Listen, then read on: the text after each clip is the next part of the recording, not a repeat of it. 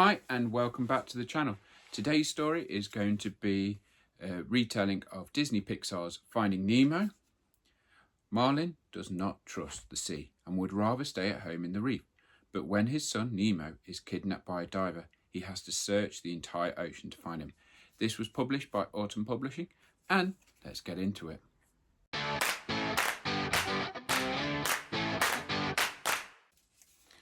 Marlin was a clownfish, but that didn't mean he had to find life funny. Marlin had lost his wife and more than 400 eggs in a ruthless barracuda attack. Only one baby had survived, but he had one damaged fin. "I promise I will never let anything happen to you, Nemo," Marlin said. After Nemo was born, Marlin wouldn't let him out of his sight. He was so protective, he didn't even like Nemo going beyond their sea home. But on his first day of school, Nemo was ready for an adventure. Wake up, come on," Nemo exclaimed, swimming circles around his sleeping father. Before they set off for school, Marlin asked sternly, "What's the one thing we have to remember about the ocean?" "It's not safe," Nemo sighed. As they swam to school together, Marlin just kept reminding Nemo to hold his fin. Nemo made some new friends from his class, and they sneaked off together, daring each other to swim out into the open sea. Nemo was nervous and didn't venture very far, but it was way too far for Marlin, who was hovering nearby. "You think you can do these things, but you just can't," Marlin shouted. Nemo wanted to prove his dad wrong. He swam to a boat and hit it with his fin. Suddenly, a diver appeared. "Daddy, help me!" Nemo screamed as he caught sight of his reflection in the diver's mask. In a flash, the diver had scooped Nemo up in a net. Marlin raced to the surface as the divers sped off. There was nothing he could do to save his precious son. Their boat sped off so quickly that the diver's mask fell overboard. Marlin rushed to the busy underwater road to get help. "Has anyone seen a boat?" he cried. A blue tang named Dory told him that she'd seen a boat. "Follow me," she said. However, Dory had a very bad memory. 1 minute later, she couldn't even remember why Marlin was following her, or who he even was. "Will you quit it?" she asked angrily. Confused, Marlin turned to swim away, only to come face to face with a huge shark. He was called Bruce. He was trying to be vegetarian.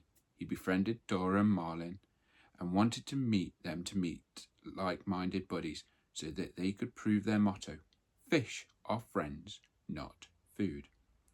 Dory was as enthusiastic as she was forgetful.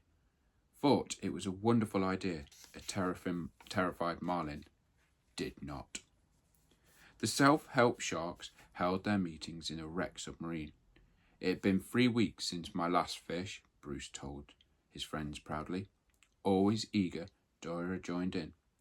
"I don't think I've even eaten a fish." Just then, Marlin spotted the diver's mask. Dory wanted to show it to the sharks, but Marlin didn't.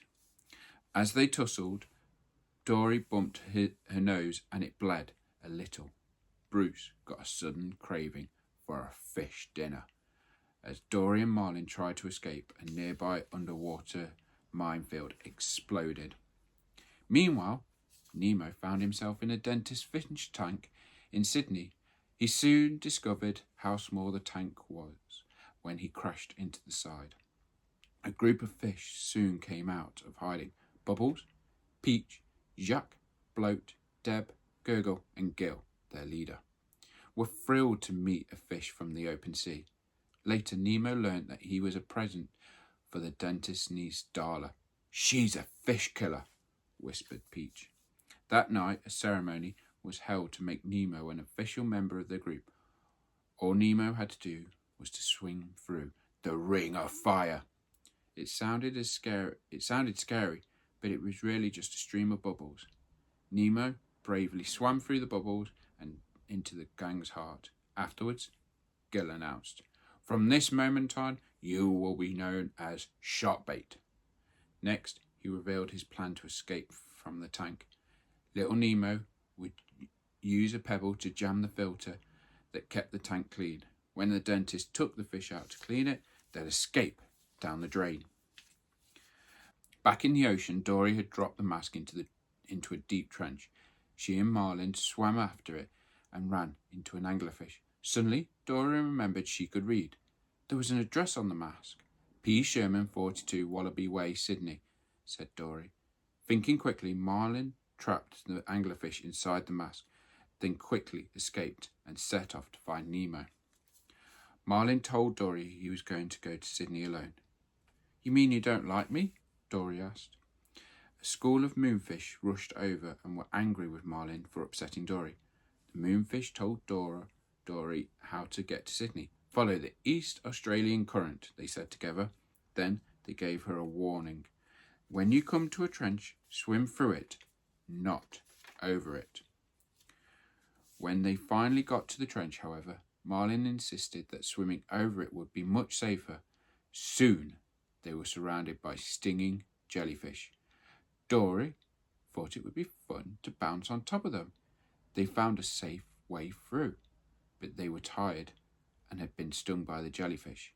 They needed help. Some sea turtles rescued Marlin and Dory. The jellyfish stings had left the two fish in bad shape. Taking on the jellies, awesome, exclaimed Crush, a surfer turtle. Marlin watched as Crush encouraged his children to be adventurous. He thought it taught them important lessons. Watching Crush's kids made Marlin wonder if he'd been too protective of Nemo. Tales of Marlin's adventures were spreading far and wide. Nigel, a friendly pelican who knew the tank gang, eventually heard the stories and rushed to tell Nemo the incredible news. Nemo was amazed. He had always thought his dad was a bit of a scaredy fish. The thought that he had been battling his way to Sydney filled the little fish with pride. Nemo was inspired by his dad's bravery and he was determined to escape. To his friend's horror, Nemo darted into the filter and successfully jammed it. Everyone cheered. Very soon the tank gang was swimming in slimy green water. They couldn't have been happier. The dentist was going to have to clean the tank before Darla arrived. Back in the ocean, Marlin and Dora said goodbye to the turtles, but soon found themselves inside the mouth of a massive whale. It's okay, I speak whale, Dora assured Marlin. He either said we should move to the back of his throat, or he wants a root beer float, she translated. It turns out that the whale was giving the two brave little fish a lift, and they were soon squirted out of the whale's blowhole right into Sydney Harbour.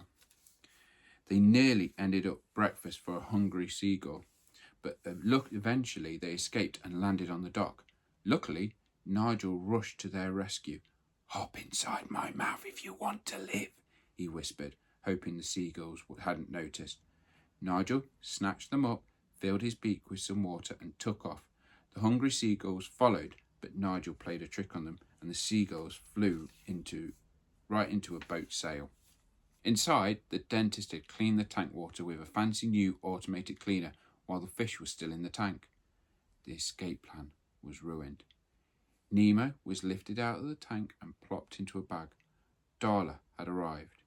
Nemo had one chance. He played dead, hoping he would get flushed down the toilet and out into the ocean. Nigel stumbled through the window with Marlin and Dory.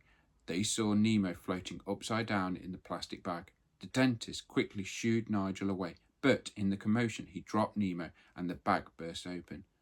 I get a fishy, squealed Darla as she reached out to grab him. Gil flipped himself onto a tray beside Nemo. Tell your dad I said hi, he said. Then Gil smacked his tail on the dental mirror, catapulting Nemo over Darla's waiting hands and into the spit sink. The little fish escaped down the drain. Back in the harbour, Nigel dropped Dory and Marlin into the sea. Marlin was heartbroken. He'd thought he'd lost his son for good and swam off to be on his own. Nemo soon met with Dory. At first, she had no memory of who he was, but finally she did remember. Dory knew she had to reunite Nemo with his dad straight away. Together, they swam after Marlin as fast as Nemo's little fins would let him. There was a happy reunion between Marlin and Nemo. Marlin finally realised that even though Nemo was a little fish, he was capable of doing very big things. And that was the retelling of Finding Nemo by Disney Pixar. Thanks for watching this video. Like, share, subscribe and support the channel however you can. And I will see you real soon.